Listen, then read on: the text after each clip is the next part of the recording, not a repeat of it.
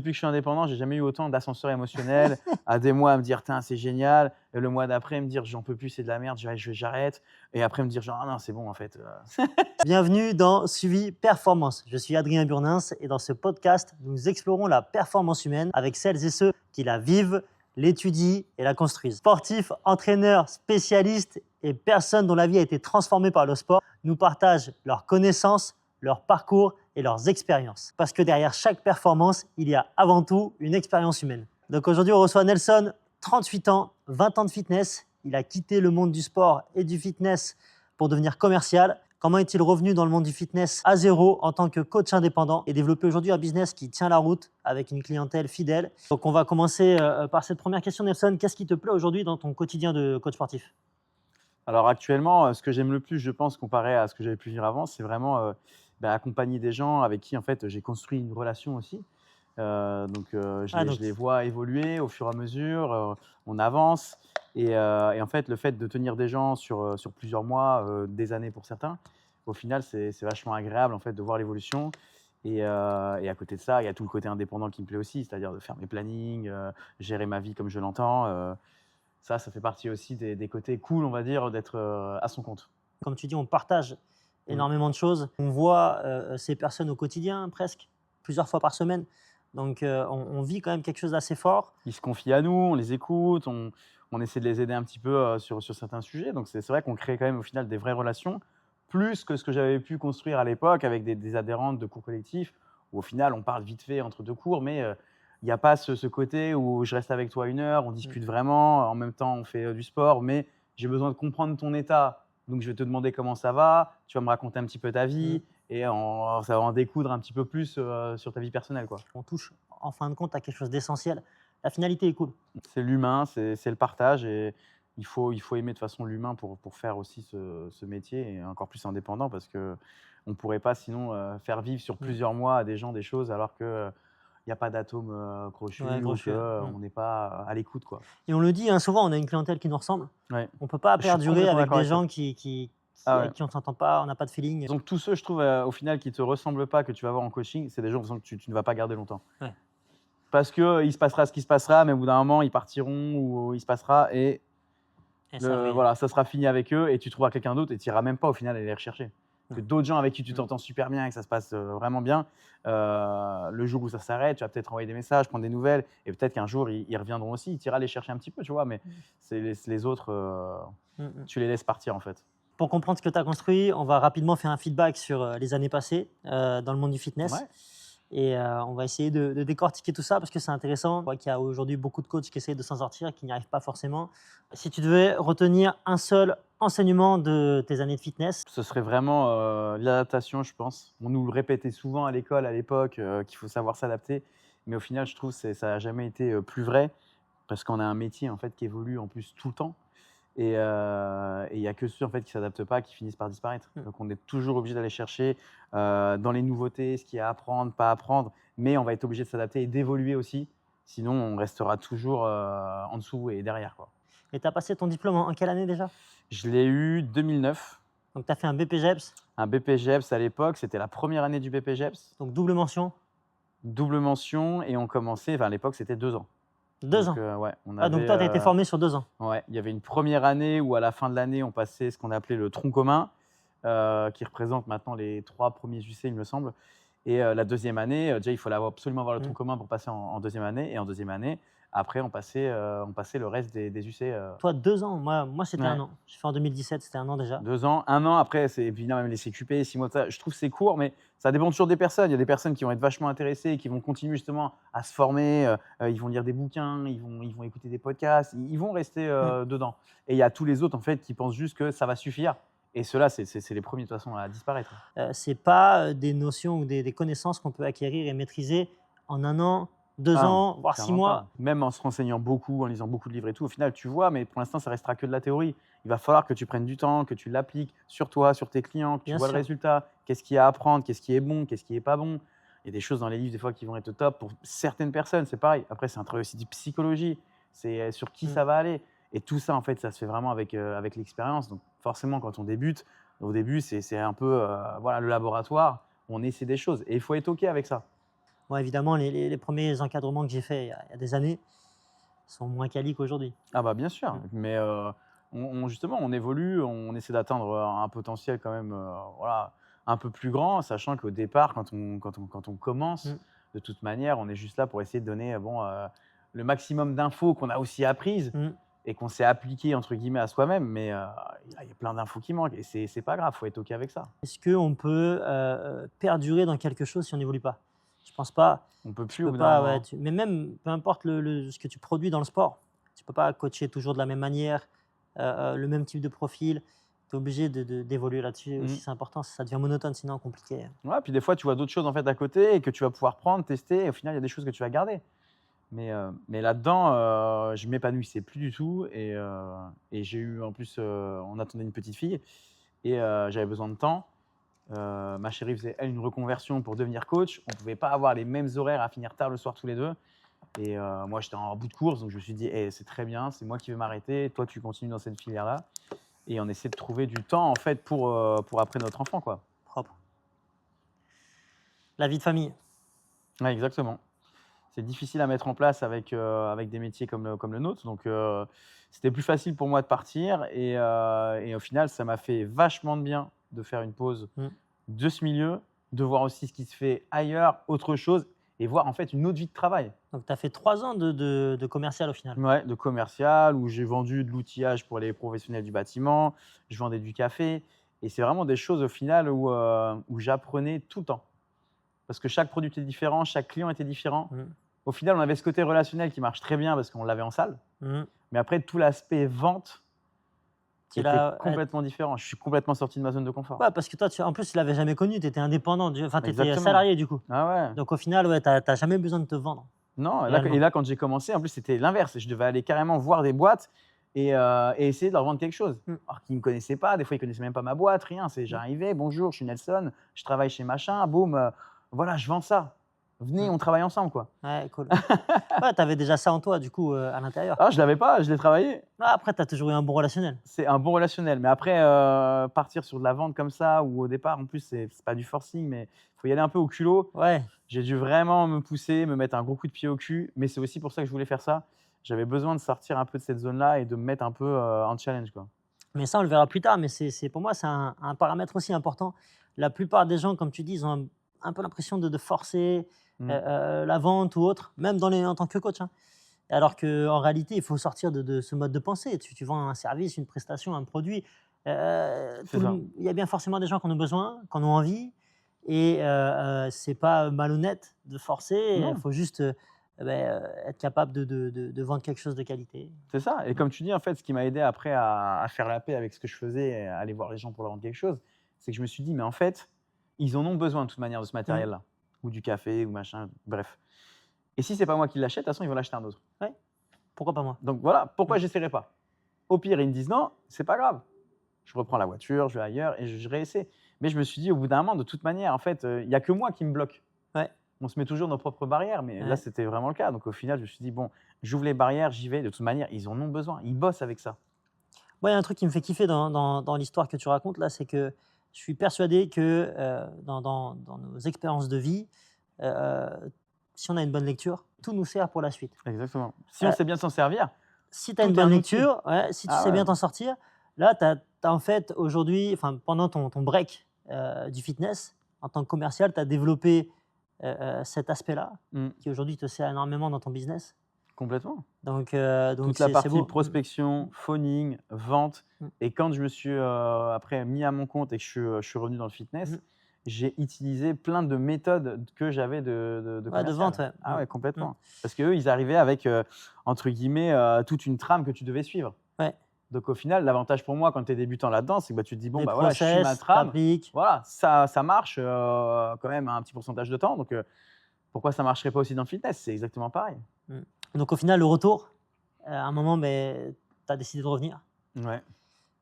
Pourquoi en tant que coach indépendant, pas en tant que salarié comme avant? Pourquoi ne pas reprendre du fitness comme tu l'avais fait? Et au final, pourquoi avoir arrêté en tant que commercial? Bah, en fait, commercial, ça m'a plu un temps pour ça.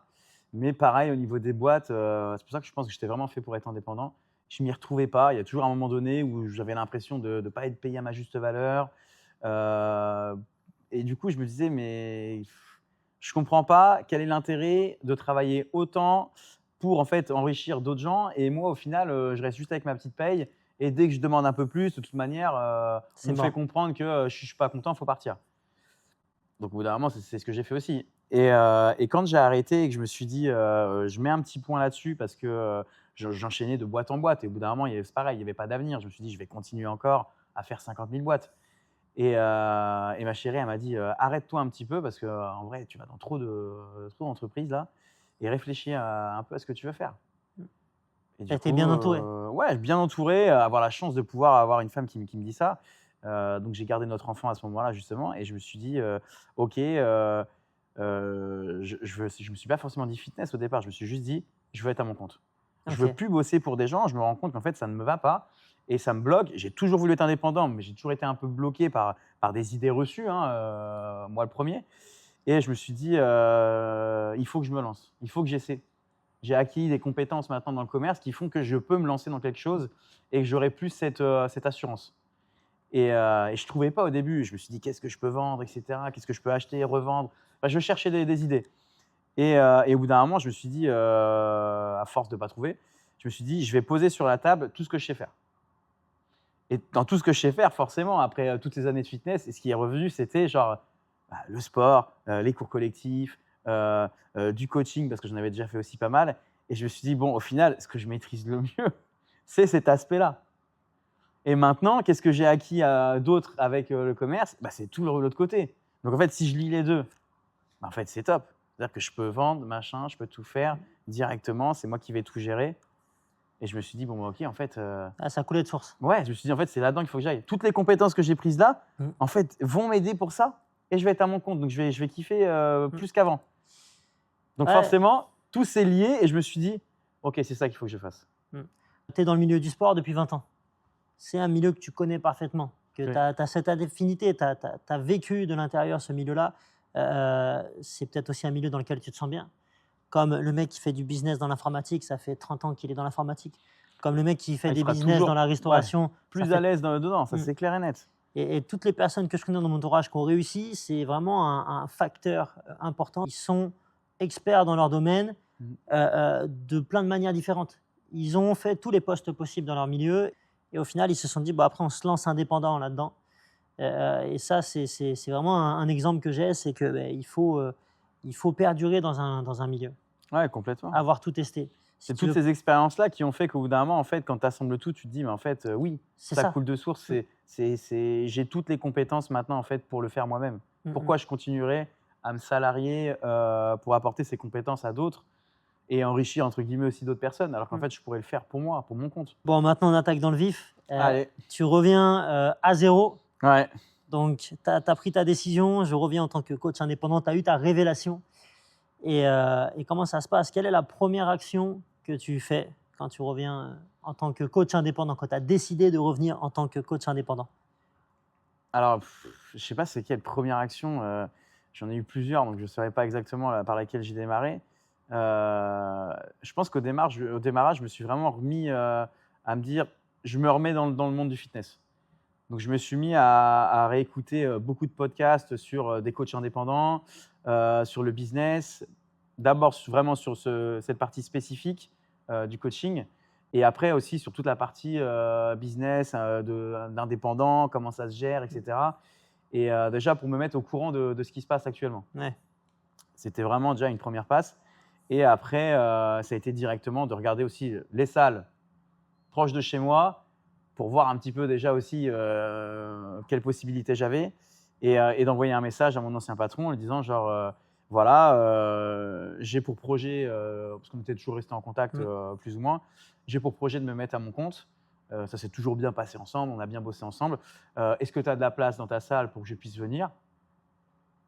Ouais. Voilà, à la rentrée ou sinon, bon, bah, j'irai tester ailleurs. Il y a d'autres salles, mais je préférais en priorité me dire: «Bon, je retourne dans un endroit que je connais». Ah, tu es revenu dans un endroit dans lequel tu avais tes marques. Ouais, Ouais, exactement. ouais. Mmh. OK. Mais au final, j'ai été, Ça s'est pas passé comme je le pensais, parce que quand je suis revenu, je me suis dit peut-être que je vais retrouver des clients d'avant, donc ça va peut-être m'aider. Pas du tout. Et en fait, pas du tout. Là, en 3 ans, déjà, la clientèle avait beaucoup tourné. Il y en avait quelques-uns anciens qui étaient restés, mais plein d'autres qui étaient déjà partis. Ouais, et puis tu les as connus aussi sur une autre prestation. C'est ça. Donc au C'est pas final, pareil. j'ai même dû me représenter. Ok. Les gens ne me connaissaient même pas du tout. Donc c'était vraiment, ouais, j'ai l'impression que je revenais presque dans un club Donc- neuf. Et je pensais que ça m'aiderait au départ. Au final, ça m'a aidé parce qu'il y a des gens que je connaissais quand même. Donc bon, il y a des petites relations qui se sont créées plus facilement que d'autres. Mais après, tous les autres, bah, c'était, voilà, j'ai dû zoner un peu à l'accueil, me représenter aux gens qui arrivaient. Je faisais presque de l'accueil avec les gars, en fait. Ouais. J'allais au début de cours pour me présenter. Voilà, montrer que je suis là. T'es obligé. Bah, il faut bien un début, et le meilleur début possible, c'est ça, c'est de faire connaître, que les gens ils sachent que tu es là, qui t'es, pourquoi tu es là et qu'est-ce que tu fais. Le contact restera pour moi la plus grande force d'attraction pour avoir de la clientèle. Ouais, c'est ça. Et Voilà. c'est comme ça que j'ai eu, en plus, après les premiers clients dans le club, ça a été vraiment, en plus, moi qui suis allé les chercher. Quelque chose que je n'ai jamais pu faire avant. Ouais. Comment as-tu trouvé ton premier client? Et bien, chaque fin de mois, enfin chaque début de mois, le patron nous envoyait le listing de tous les gens qui s'étaient inscrits le mois d'avant. Ok. Pour les coachs qui étaient intéressés. Et on était 2 à être intéressés par ça. Et vu que j'avais fait beaucoup de phoning pendant ma phase de commercial, je me suis dit, mais il n'y a pas de problème. Moi, il y a 20, 30, 40 personnes, je les appelle, tu vois, avec, sans problème. Et du coup, on s'est partagé la liste comme ça. J'ai appelé tous ceux qu'il y avait sur ma liste. Et j'ai fait exactement comme quand j'étais commercial. C'est-à-dire que je me suis fait une petite fiche de quoi dire avec ma présentation. Bonjour, je suis Nelson, coach sportif chez telle salle. Voilà. Est-ce que vous seriez intéressé, machin. Enfin, je sais plus comment je l'avais tourné, mais et le peu de gens que j'ai réussi à avoir au téléphone, j'ai essayé de leur booker un rendez-vous pour leur dire, bah venez, c'est pour faire un petit bilan. On va voir où vous en êtes, et en même temps, je vous fais un petit peu bouger, quoi, une petite séance. Et la première personne qui est venue, bah voilà, ça a été signé grâce exactement aux méthodes entre guillemets que j'avais appliquées de. Tu as appliqué de la exactement le vente. même méthode. Donc, Ah ouais, tout ce qui marchait quand j'étais commercial, je l'ai repris. phoning, rendez-vous, Ouais. tu montres ce que tu sais faire Et préparation. et préparation. C'est-à-dire que j'avais une séance déjà prête, je savais déjà exactement quoi faire. J'avais ma petite fiche pour montrer après ma vente, mes tarifs, comment j'allais faire, qui revenait exactement de cette phase de commercial où j'avais pas encore d'iPad, j'avais rien, donc je m'étais juste imprimé des feuilles et je les avais mis dans un petit classeur. Et comme ça, on tournait pour voir un petit peu les présentations, les prix. Il fallait que les gens en vente, il faut aussi qu'ils puissent toucher. Que ça soit sur l'iPad ou justement ce que j'aime bien, c'est qu'ils peuvent Qu'ils puissent swiper. vraiment. Et là, sur feuille, je voulais qu'ils puissent voir quelque chose plutôt que de dire genre, bah, c'est ça mes tarifs. Point, stop. C'était quoi ta première offre? Ça ressemblait à quoi? Enfin, c'était quoi? C'était un abonnement? C'était un abonnement packs parce que pareil, comme je m'étais beaucoup renseigné via les podcasts et tout, je savais qu'il fallait partir sur des abonnements mensuels pour avoir une rentabilité aussi quand même, quelque chose qui rentre tous les mois. Et j'étais parti directement sur des formules au départ, une demi-heure. Que des séances d'une demi-heure? Ouais, je sais plus si j'avais fait les 2 formules de départ, mais comme c'était le début, j'avais plus de mal à vendre l'autre formule. Donc je partais vraiment en général plus sur des séances d'une demi-heure où je leur expliquais qu'en fait, ils venaient s'échauffer tout seuls, ils se mettaient sur une machine cardio et que moi, quand ils arrivaient, ils étaient prêts. Et pendant 30 minutes, voilà, on fait notre séance et fin de séance, je leur laissais faire leur fin de séance, je leur expliquais ce qu'ils devaient faire, mais c'était à eux de le faire seuls. Ok, donc tu avais condensé ton intervention pour ce qu'il y avait de plus complexe, le corps de séance. Et après, ouais, c'est pas con. 30 minutes, et comme ça, en fait, je me sentais aussi à l'aise avec le prix. Ouais. Je me disais, bon, voilà, j'ai pas l'impression de vendre un truc hyper cher ou quoi que ce soit. Comme je vais être à l'aise, je vais réussir à en vendre plus. Ça, c'est un truc qu'on a tous connu, je pense. Ouais, bien sûr. L'histoire du prix. Au début, tu as l'impression parce que c'est pas que c'est une coquille vide, mais c'est une coquille très peu remplie au début. Tu vends pas grand-chose. C'est ça. Puis même eux, ils se rendent pas compte de en fait ce que je vais leur apporter. Peut-être tu sais pas aussi bien l'expliquer. Donc tu es là, genre, bah, je vous vends du sport, quoi, une salle. Enfin, vous y êtes déjà, mais. Et puis tu as cette confiance aussi qui grandit avec ta clientèle. Exactement. Plus tu es rempli, plus tu es détendu avec ton prix et tu sais que les gens consomment et que ça passe. Donc, et tu sais que ça marche, tu as des exemples peut-être à montrer. Donc forcément, après, tout, c'est pareil, tout coule de source. Mais au début, j'avais besoin aussi, et je le savais parce que je me connais, de me rassurer aussi avec le prix de ce que je faisais. Donc dire, bon, voilà, on fait tel prix à 100 et quelques euros, je suis à l'aise avec ce prix, j'essaie d'en vendre le plus possible. Ouais. Et j'ai démarré vraiment comme ça et c'est au fur et à mesure qu'après ça s'est développé autrement. Mais, C'est ce que j'essaye moi d'expliquer. J'enseigne en BPGEPS et on se rend compte que cette partie business, elle est en réalité très peu, même pas du tout ouais, étudié. pas du tout Ouais, on étudiée. nous Ouais. en parle pas du tout. Et maintenant que ça s'est diminué Mm. le diplôme, ils ont encore moins le temps d'en parler Ouais, qu'avant, ouais. j'imagine. Donc, Alors qu'en réalité, c'est la seule chose qui leur permettra derrière d'exister. Il faut des connaissances, il ça faut devrait se être une former. moitié du diplôme. Parce que de Ouais. toute manière, si tu sais pas tout ça, tu vas partir après dans ce milieu-là, mais tu vas coacher personne. Donc, il va rien se passer. Tu vas pas être à l'aise avec ton prix, donc tu vas pas réussir à vendre. Mm. Et en fait, tout fait que ça va pas bien se passer, quoi. Tu as eu un premier client très rapidement? Ouais. Ouais. Dans les, je crois, au final, 2-3 premiers mois, j'en ai eu. Le mois où ça se décante, j'en ai 2-3, je crois, à ce moment-là. Dans le premier mois? Après Non, la pas le reprise? premier mois, je crois que c'était du deuxième ou troisième. Ok. Au début, j'avais vraiment rien. Premier mois, rien. Je commençais un peu à me dire, bon, je pensais que ça arriverait un peu plus vite, mais bon, il faut se laisser le temps. Deuxième mois, bon, ça commence à stresser un peu. Ouais. Et je sais plus si c'est arrivé là ou si c'est vraiment le troisième mois où là, ça a démarré. Et 3 d'un coup, c'est-à-dire coup sur coup, ceux avec qui j'avais fait la vente se vendent. Et je crois qu'il y en avait une autre qui m'avait dit je réfléchis, qui était revenue à ce moment-là. Donc je me suis dit, bon, au final, Ouais, donc c'était un peu limite, c'était chaud. ouais, c'était chaud, bien sûr, hein. Ça, on l'a tous vécu. Quand tu t'es posé la question, est-ce que j'ai fait le bon choix? Je me la posais souvent, Tu t'es dit, honnêtement. est-ce que ça va marcher, quoi? Est-ce que ça va marcher? Et ça, on n'en sait jamais rien. Après, j'essayais de rester toujours en mouvement parce que je me rendais compte que là où je me posais le plus de questions, c'est quand il se passait rien. Donc, j'essayais de continuer à faire avancer mon offre. J'ai essayé de me mettre sur les réseaux, j'ai essayé de me renseigner sur voilà, plein de choses. Comme j'étais ancien cours collectif, j'avais gardé quelques connaissances à qui j'ai envoyé des messages en leur disant bon, bah, je suis revenu dans le milieu, si tu as des petites heures, voilà, je peux faire des petits remplats. Mais j'essayais de me refuser de me garder des créneaux fixes.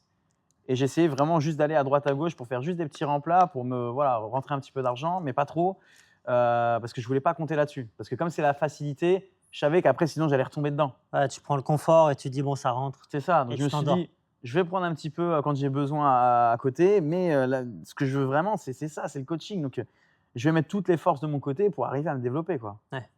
Ouais, et au final, tu as compris très rapidement que ton business pouvait marcher. Ouais. Tu t'es dit, ça peut le faire. Ça peut le faire parce qu'au final, comme je te disais, dès que ça a commencé à se décanter au niveau des ventes, ça a commencé à se décanter aussi un peu le mois d'après. Donc au final, tu commences à prendre justement cette petite confiance en disant genre: «Bah, au final, mon prix, ça passe, c'est OK, ça se passe bien avec les clients que j'ai des bons retours, voilà, en fait, c'est bon». Ça démarre, mais ça démarre toujours un peu timidement, Ouais. donc on vacille un peu entre la joie et d'un coup, on se dit genre: «Oh là là, qu'est-ce qui se passe? Est-ce que je vais y arriver?» Et puis de toute façon, même le propre de l'indépendance, c'est d'avoir cette humilité, de te dire que bah, même ça fait 5, 6 ans, 7 ans, 10 ans que tu Ouais, gagnes de clairement. l'argent comme ça. Est-ce que ça peut ne pas s'arrêter du jour au lendemain si on arrête de faire des efforts, hein, C'est j'entends ça. bien. Si là je fais un super mois, le mois d'après je peux faire un mois de Ouais, merde. ouais. Et comme tu dis, et d'un coup d'un seul, tu sais pas pourquoi, ça peut descendre au fur et à mesure ou Et ça, c'est tous les business, ça. voilà. Ou dès que tu te relâches un peu, parce qu'on a toujours en plus notre petite phase et au final, je m'en suis rendu compte en parlant aussi avec les autres, ou de relâchement.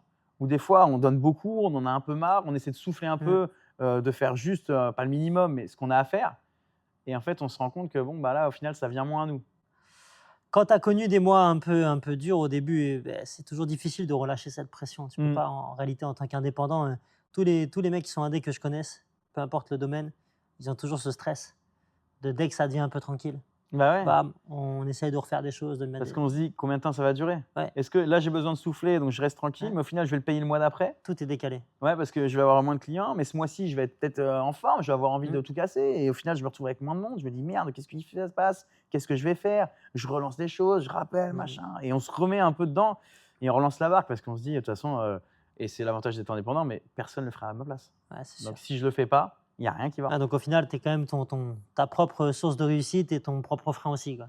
C'est toi qui décides. Ouais, c'est ça. Puis après, c'est que je suis parti, je pense, quand je suis revenu dans ce milieu-là, je suis reparti plus motivé que jamais. Je me suis dit, Ouais, comme je suis indé, j'ai une famille, je peux enfant, pas ouais, échouer. reconversion en C'est plus, ça. 38 ans, tu te Et dis encore, en plus, c'est une reconversion parce qu'en ouais, fait, je t'avais fait autre chose, je reviens dans ce que je faisais. ouais, Et je me suis dit, là, il faut que j'arrive, il faut que ça marche. ouais. Il faut que ça marche, j'ai pas le choix. Je me bats, je me battrai le plus possible jusqu'à ce que ça marche. Et après, j'avais toujours la solution de me dire, au pire, je repars ailleurs. Mais je voulais vraiment pas me l'entendre parce que je savais que si je me le disais trop, bah, dès que ça allait être un peu Ça difficile, allait devenir une option. ouais, Ouais. voilà, exactement. Et j'aurais lâché en disant genre, bon, ok, Ouais. les 2 mois que j'y galère ou 3, j'y arrive pas. Allez, on Ouais. repart salarié là-bas. Mm. C'était pas top, mais Au début, on prend tout ce qu'il y a, peu Mm. importe qui se présente. Mais très rapidement, tous les coachs qui perdurent, ils trouvent une cible. Ça, je trouve ça assez marrant, ce processus. ouais. Toi, comment tu as réussi, enfin, quelle est ta cible déjà? Comment t'en es venu à avoir cette cible? Et quel est le besoin réel que tu pourvois pour cette cible? Et cette cible, en fait, moi, je suis plus dans les femmes qui cherchent de la perte de poids, les femmes de la trentaine qui vont avoir aussi, pour certaines, une vie de famille que je connais du coup. Mmh. Mais cette cible, je l'avais déjà depuis longtemps. C'est juste que j'ai pas pu, ou j'ai pas voulu peut-être la lancer dès le départ. Mais au tout début, quand j'ai voulu me remettre à mon compte, je pensais déjà à cette cible-là parce que c'est la cible que j'avais avant, quand j'étais coach, et avec qui, je sais pas, j'avais le plus envie d'y arriver avec elle, j'avais le plus envie d'étudier. Ah, c'est intéressant. En fait, c'est un profil Ouais. avec lequel tu as passé beaucoup de temps Qui était déjà dans tes cours de fitness. ouais, toujours Ouais. venu à moi. Et même pendant le diplôme, je prenais toujours les sujets avec la perte de poids. C'est ce qui m'intéressait le plus et je ne saurais pas te dire pourquoi. Quand j'étais coach et que je faisais du coaching, c'est toujours ces gens-là qui sont venus à moi. Peut-être parce que je les attirais à force, forcément. Et aussi, peut-être que tu as développé une certaine sympathie et une connaissance aussi Ouais, sûrement. des problématiques de ce contexte, de ce type de profil. Exactement. Et au Et- début, je voulais vraiment me lancer dessus en ligne. Mais quand je me suis rendu compte qu'en fait, toute la partie en ligne, il y avait trop de choses que je ne maîtrisais pas, je me suis dit, mais en fait, redescends, Ouais. va en salle coacher Ouais. et on verra plus tard pour la partie en ligne. Et puis, est-ce que le réel coaching, c'est pas purement et simplement du physique? Ou en tout Au cas, final, ce au lien. final, ouais, il y a les deux. Je veux dire, on a envie au bout d'un moment de voir avec quelqu'un quand même ce qui se passe. Donc, Mm.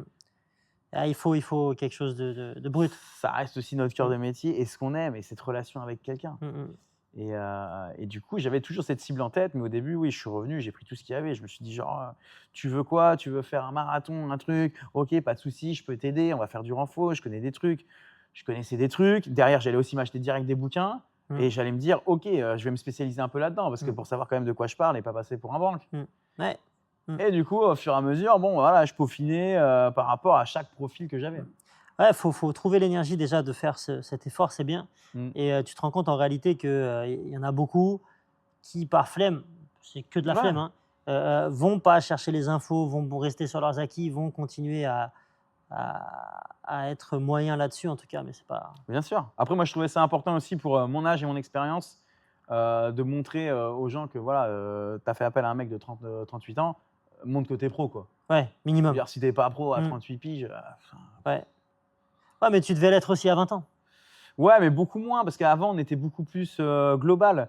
Il y avait, quand j'ai démarré, il y avait très très peu de coachs indépendants, déjà il n'y en avait pas, et encore moins de coachs que muscu. C'est-à-dire qu'on faisait toujours un peu de tout. Ouais, on effleurait un peu tout. Ouais, on faisait de la muscu et on faisait nos cours co. Et quand on allait en muscu pour faire des programmes, c'était les programmes qu'on avait vus à l'école. Il y Et avait on pas de n'avait rien spécialisation. développé. Ah non, c'est-à-dire que j'avais des gens pour de la prise de masse, des gens pour de la perte de poids.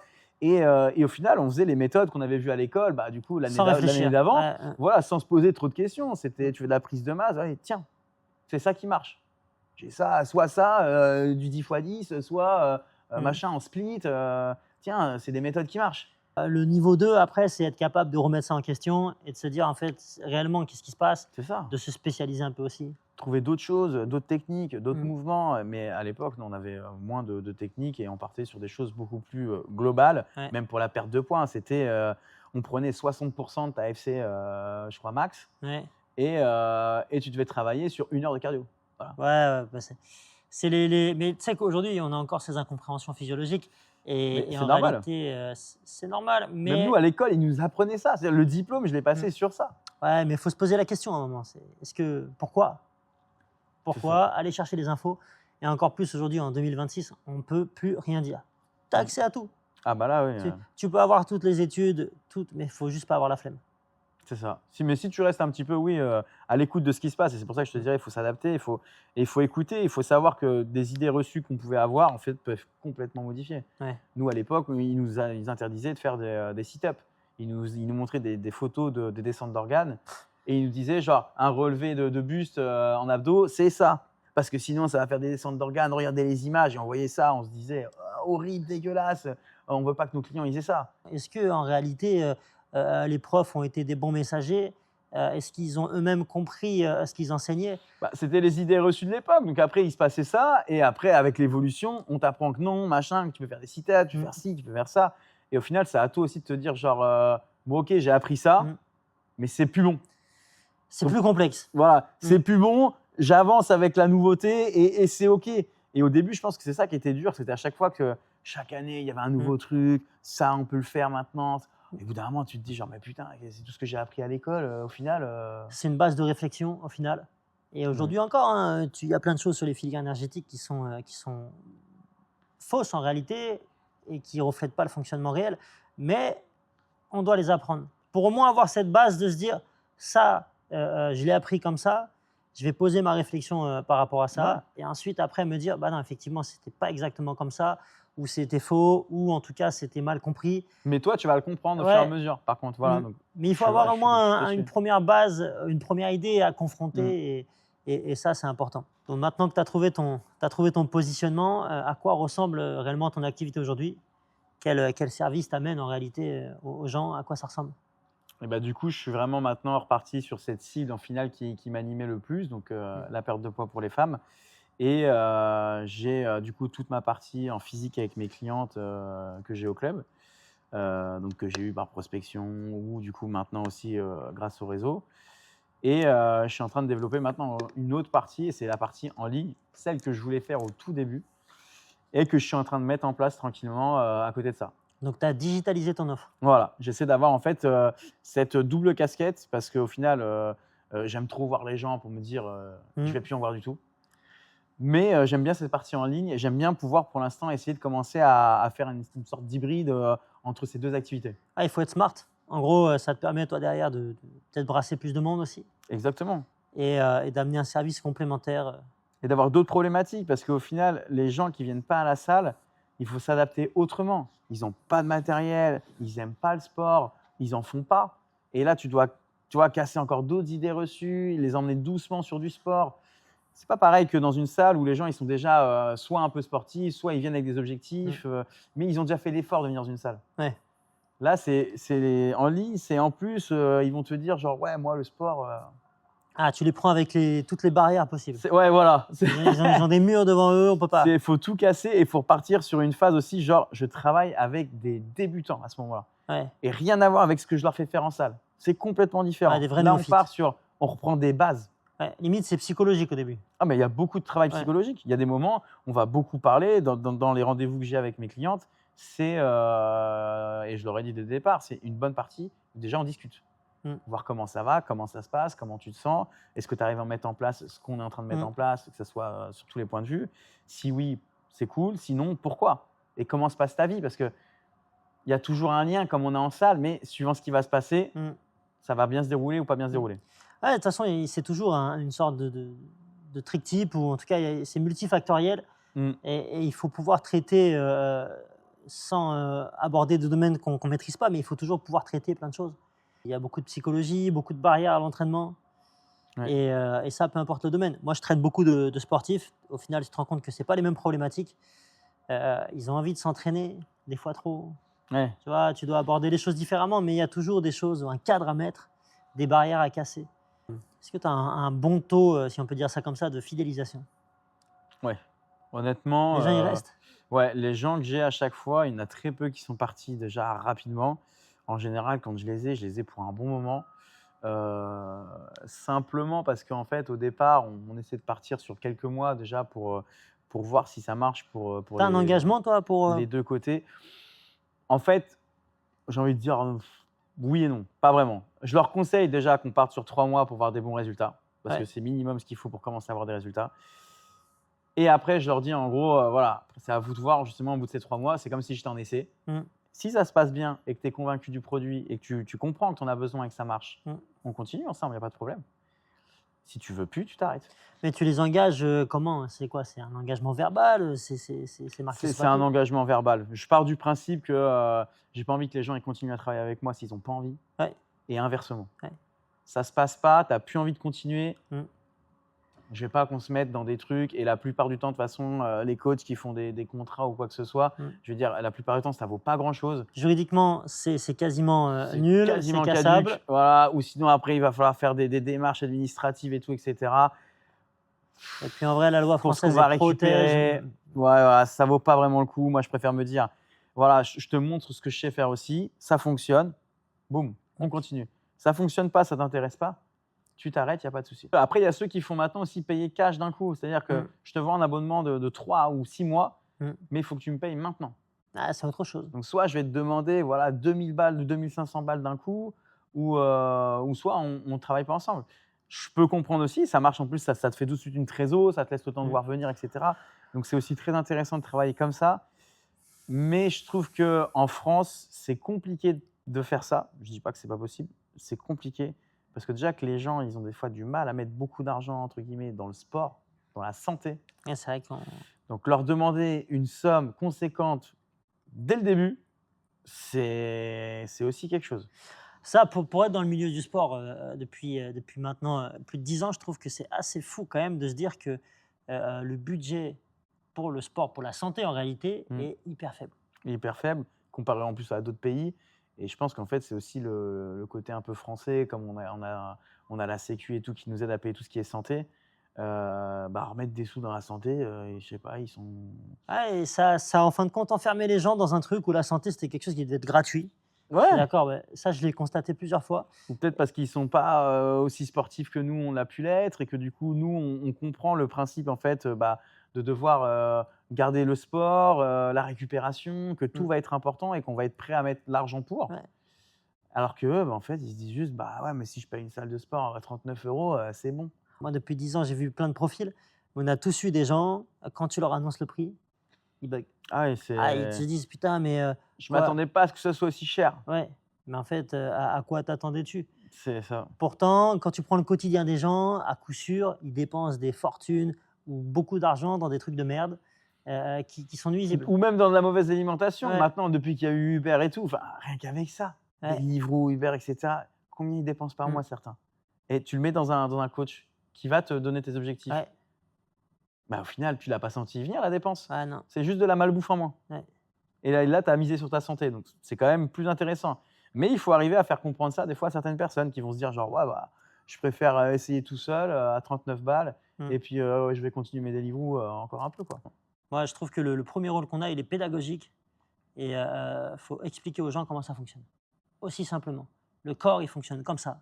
La nature a fait les choses de manière à ce que si demain vous ne vous entraînez pas, ça va peut-être aller pendant 5-10 ans C'est ça. et après il y aura un mur. Tu es prêt à investir Ouais. dans ta boîte, dans ta maison, dans ton appart, ou quoi que ce soit. Mais pas dans toi-même. Mais pas dans toi-même, pas dans ta santé. Ce qui va te faire perdurer justement et vivre plus longtemps et être en bonne santé pour arriver à tes objectifs, même financiers ou caisses.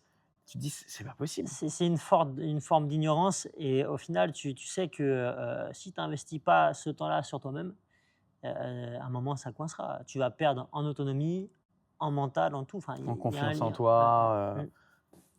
Comment tu gères ton temps aujourd'hui entre du coup, tes séances de coaching pur, la programmation, l'apprentissage, ta vie de famille? Est-ce que tu arrives du coup à trouver un équilibre là-dessus? Quels sont au final, combien de temps tu travailles? Combien de temps tu alloues à ton activité par semaine? Je ne saurais même pas te dire parce qu'au final, j'alloue tout mon temps. En fait, il y a des moments où je vais moins bosser, d'autres plus.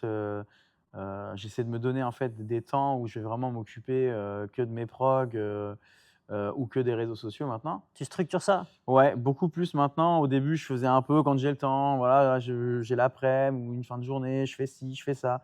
Je me rends compte que c'est au bout d'un moment, sur du long terme, c'est pas viable. Et plus je structure et plus ça se passe bien. Ouais, il faut être Ouais, mieux organisé. ça se passe. Exactement. Organisé, avoir un temps pour chaque partie. Donc en général, j'ai déjà un peu mes trucs de prêt ou juste à peaufiner. Dès que j'ai fini des rendez-vous, etc., je m'occupe soit d'envoyer tout de suite ce que j'ai à faire pour que ça sorte de ma tête, ou soit je prépare tout après en fin de journée et je dispatche après ce que j'ai envoyé à envoyer. Ça m'évite aussi les oublis et maintenant j'essaie de me caler vraiment une journée aussi où je vais faire mes tournages pour Insta, où je vais faire plusieurs vidéos d'un coup Et après, comme ça, dans la semaine, je peux travailler tranquillement sur mes montages quand j'ai du temps pour peaufiner et me dire, voilà, tel jour et tel jour, j'essaie de poster. Ok. Je dis pas que j'y arrive à chaque fois, Mm. mais c'est vraiment la structure que j'essaie de me donner. Donc, tu structures toute ta semaine avec les thématiques, tu as ton planning avec tes coachings, Ouais. tes programmations, le démarchage. Et on en vient au réseau, du coup. Quel canal de communication tu utilises et pour toi, quel est le plus pertinent? Bah, moi, ça a été Instagram que j'ai utilisé en tout premier lieu. Le plus pertinent, en tout cas pour moi, ça l'est. Mais Instagram pour le sport, j'ai ouais, l'impression aussi Instagram, que je trouve ouais, que ça fonctionne bien. ouais, ça fonctionne bien. Après, il y en a d'autres, peut-être, ce sera plus TikTok, je sais pas. Après, j'étais moins client TikTok aussi. J'étais plus Insta. Donc Mm. forcément, comme c'est un outil que je maîtrisais plus, je me suis dit, on va faire ce qu'on maîtrise déjà. Mm. On va rester dans ce qu'on connaît.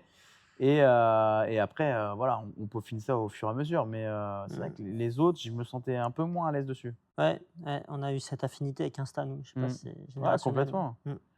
Et après, ça s'est fait au fur et à mesure. Mais après, pareil, ça a été beaucoup de travail, de visionnage, C'est un monde, hein. de podcasts, Ouais, ouais, c'est pour un essayer de monde. comprendre un peu Mm. ce que je dois faire, ce qui va marcher, pas marcher. Et puis, se poser 10 000 questions et rien faire. Et au bout d'un moment, se dire juste, bon, vas-y, on fait. Mm. Et de toute façon, ça Ça sera va, jamais parfait. voilà, ça va level up au fur et à mesure. Mais il faut se lancer, quoi. Ouais. On a trop ce côté, et je pense pas être le seul, hein, à vouloir un truc super top direct tout de suite. Mais ça marche pas, c'est ça le truc. Maintenant, au fur et à mesure, Ouais. ça sera de mieux en mieux et puis voilà. Et les gens font pas autant attention à ça. C'est agréable d'avoir quelque chose de très quali, très C'est ça, propre. Il faut aller dans ce c'est sens. ça. Mais ils vont Vraiment. très vite. Mm. Mais les gens ont beaucoup d'infos, donc ils vont retenir des choses par Ouais. bribes. Puis ils vont se dire: «OK, c'est qualif». Donc au final, Ouais. c'est les premières secondes en plus qui Mm. vont déterminer C'est entre vrai que c'est guillemets. très compliqué. Aujourd'hui, on est vraiment dans ce truc du très fast. Mmh. 3 secondes sur Insta, 2 secondes, 1 seconde sur TikTok. C'est ça, ça va Si tu trop un vite. truc, tu regardes plus, tu prends Et information. Insta, en plus, je trouve que j'ai eu des résultats entre guillemets assez vite de retour Mm. de potentiels clients qui après sont devenus des clients. Donc forcément, comme j'ai vu que ça a marché, Mm. je me suis tout de suite dit: «OK, je reste dessus, ça peut m'amener des clients, il y a un potentiel, après c'est à moi de développer, mais ça me ramène déjà un peu de monde. Ça me Ouais. fait une première vitrine, même si au début il est pas quali de ouf, c'est pas grave, ça me fait une première vitrine» et hop, ça part. Après, ça, c'est un paramètre important à comprendre. Tout va très vite. Sur de la pub, donc purement l'aspect Mmh. business, on doit être très rapide. On est sur même les générations qui arrivent. Moi, je ne savais même pas, mais ils regardent les films en x2. Si, j'ai un client Waouh, qui m'a dit ça. Il m'a on en dit, est là. ma fille, elle regarde tout en 1,5 fois. Elle prend un film, elle le regarde en accéléré tout le temps, mec. Et j'étais là, j'ai dit, mais c'est pas possible. Les En- moments de suspense, Bah ouais, tu dénatures d'attente, tout. justement, mais Non, ouais! mais Ils ont fait exprès des fois que ça soit long. ouais, sauf que nous, tu vois, on est quand même d'une génération qui vient avant. Mmh. On n'a pas connu autant ce truc de l'info rapide. Non, puis nous, on a appris ensuite aussi à s'ennuyer et donc on est OK avec ça. Si demain, j'ai plus rien et je vais rester là Mm. juste à rien, à m'ennuyer, bah, c'est pas grave. Pour autant, moi, je t'avoue que je considère quand même être sur quelqu'un qui prend beaucoup d'infos. Je me forme beaucoup dans une journée, je vais essayer de caler plein de trucs, j'essaie de lire un maximum, de me former. Donc, je sais que je priorise aujourd'hui l'information. Mmh. Non, mais si ton cerveau, il est OK et qu'il suit. Oui, mais c'est une lutte permanente sur pas stalker. Ouais, Tu vas aux toilettes, prends pas ton téléphone. Tu essayes de plus faire ce truc là où tu ouais, défiles comme ça. Ça, c'est un poison, c'est un truc de je suis fou. d'accord. J'ai Et des phases moi aussi mmh, comme ça et mmh, après j'ai d'autres phases où je me dis: «Stop, je perds juste mon mmh, temps». mmh. Parce qu'au final, même si des fois c'est pour m'inspirer, au final, vu que tu swipes tout le temps, il y a rien qui t'a Tu te perds, inspiré. En fait, tu t'es tu te perdu dans ce perds, que tu voulais voilà. chercher et tu ressors avec rien. Et quand tu cherches à des infos spécifiques, bah, tu vas sur des chaînes spécifiques et tu peux Ouais. écouter ça. Mais dans tous les cas, pour moi, Insta, c'est pas, si tu veux, un média ou un canal prioritaire pour prendre de l'information de qualité. Non. Tu Ouais, regardes des non, podcasts, clairement tu lis pas. des livres, tu regardes des études scientifiques, C'est tu ça. prends ces Tu vas aller choses-là. chercher des spécialistes Ouais. dans certains domaines pour Mmh, vraiment mmh. comprendre et apprendre des Tu te choses. formes. Mmh. Ouais. Est-ce qu'on peut coacher correctement sans incarner ce que l'on vend? Est-ce que tu peux être un bon coach sans toi-même être une personne en bonne santé, qui s'entraîne, qui vend et qui vit pardon, ce que tu vends? Je pense que c'est un sujet assez important. Il ne s'agit pas de partir dans des extrêmes où il faut être le champion du monde, etc. Ouais, C'est bien pas sûr. ça. Mais moi, je suis convaincu de ça, qu'on ne peut pas, à un moment, amener un certain niveau de qualité de prestation si nous-mêmes, on n'a pas vécu de l'intérieur les problématiques de l'entraînement, etc. Ouais, et Ou si on n'est pas en ressenti, forme. Ouais. bien sûr. Mm.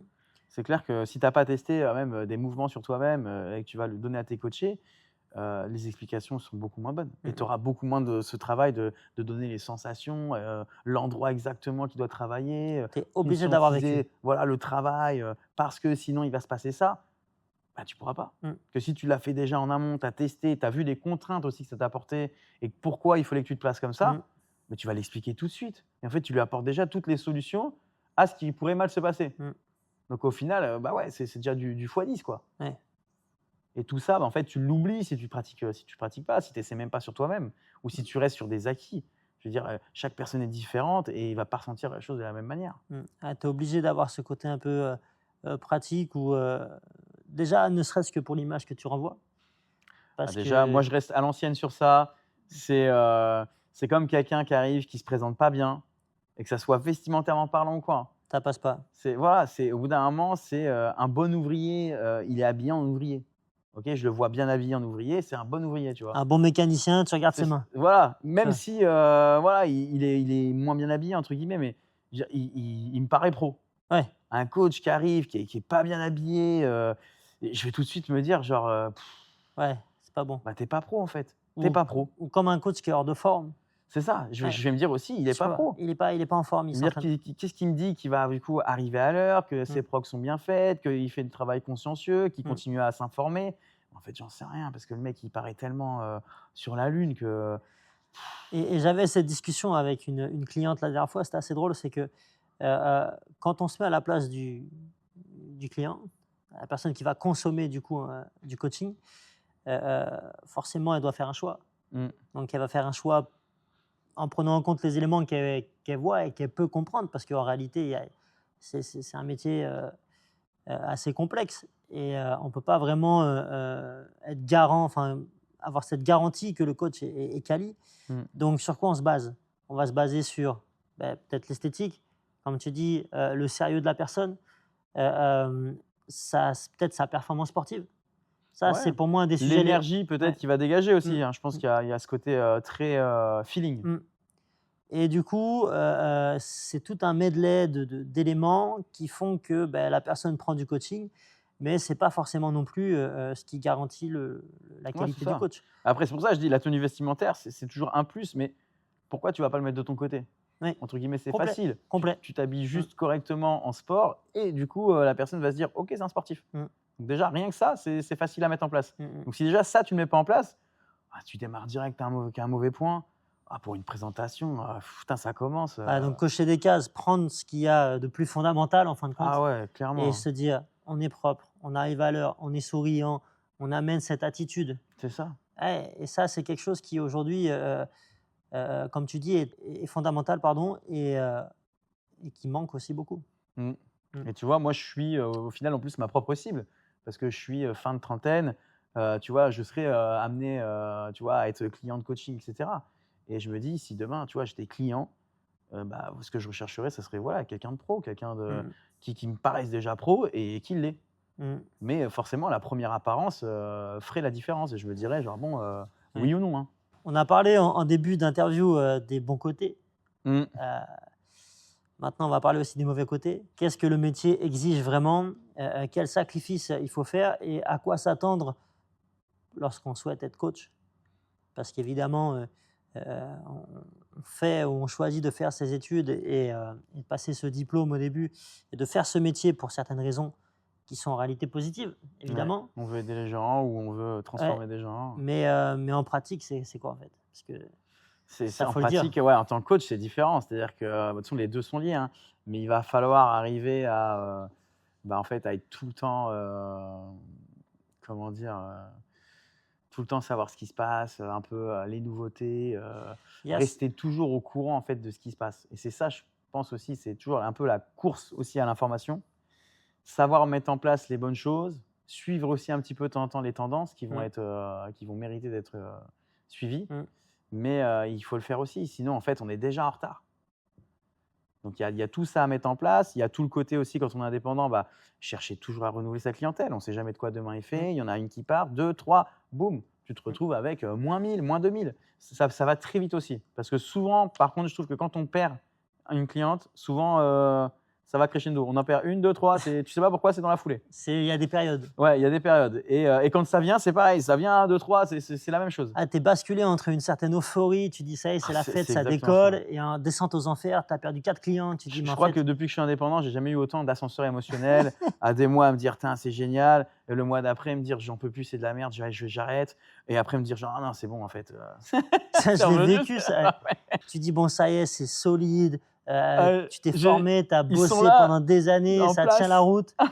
Et après, tu dis, mais en fait, personne ne voudra du coaching, je vends quelque chose que personne ne voudra. Enfin, Ouais, il faut être constant, en fait. Et j'en reviens à ce que tu disais tout à l'heure, il faut garder la tête, focus, continuer à mettre des trucs en place, c'est tu ça. t'occupes. Et tu te dis, bah, c'est pas grave, c'est une période un peu plus complexe, on reprend. Ça a marché une fois, ça peut refonctionner. C'est ça, l'avantage, c'est ça, Mm. c'est qu'en plus, tu peux te dire, bon, au final, c'est un avantage et un inconvénient, mais il faut jamais s'arrêter. Donc, il y a des moments où tu as envie, donc Ouais. machin, il faut se forcer. Et c'est de tester toujours plein de choses. Ce qui est un peu le désavantage aussi, c'est que tu testes plein de choses, des fois qui ne marchent pas. Mais il Mm. faut juste se dire, genre, OK, ça marche pas, je rebondis. C'est pas grave, j'essaie autre chose. Ça marche pas. OK, on fait autre chose. En fin de compte, tu as tellement de trucs à maîtriser et il faut aussi garder un truc en tête, c'est que tu as l'aspect développement du business Mmh. et tu as l'aspect aussi juridique. C'est-à-dire qu'à un moment, demain, tu as l'URSSAF à payer, en Ouais, réalité, complètement, bien sûr. que le statut d'auto-entrepreneur, il est assez précaire. Ça enlève pas, tant que tu es pas en réel, tout ce que tu dépenses. Donc, la mutuelle, c'est toi, Mm. les vacances, c'est toi. Je veux dire, personne ne te paye rien après. Donc, il faut voir très très large en termes de C'est clientèle. continuer même quand Ouais, ça nous paraît bien et se dire: C'est pas grave, je continue pour le mois d'après ou le mois ouais. d'après». Mais il faut que ça Mm. continue.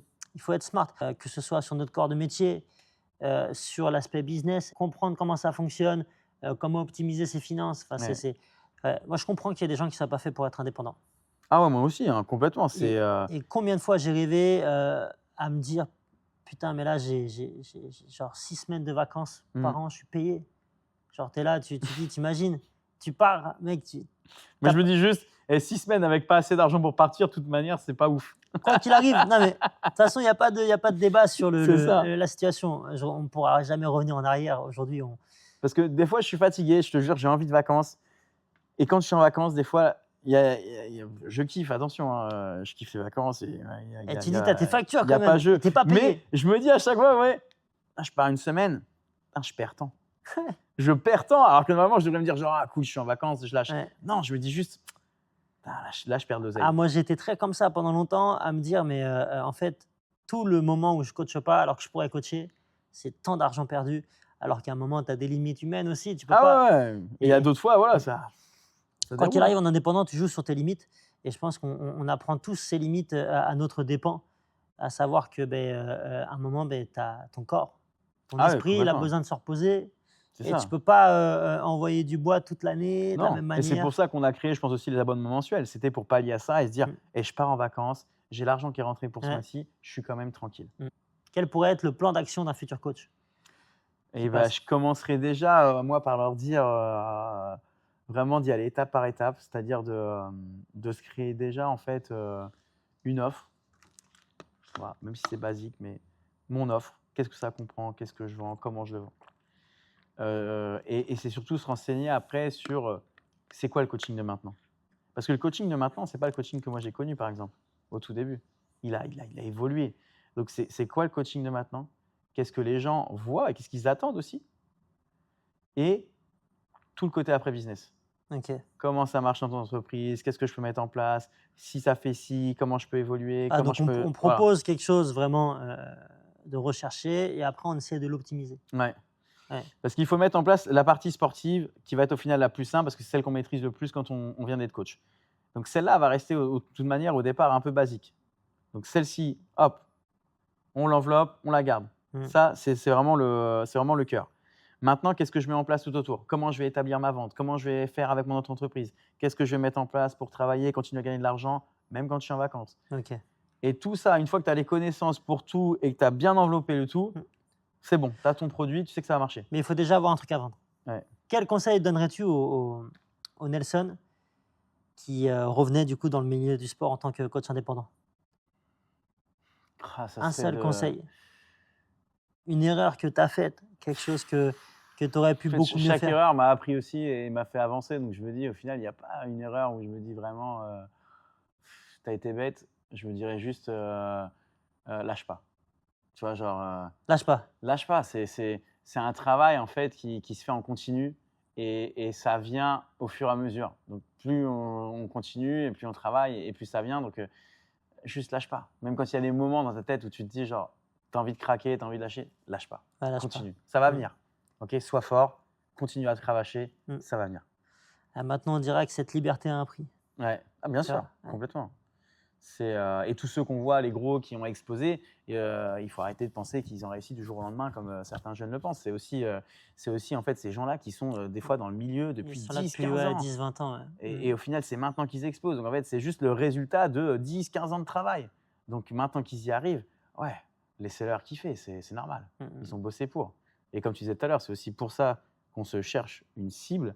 Au bout d'un moment, c'est parce que comme on veut être expert et qu'on veut vraiment étudier à fond le sujet, on va passer beaucoup plus de temps sur ce sujet-là. Donc forcément qu'après mon temps, je vais le vendre différemment. Bien sûr.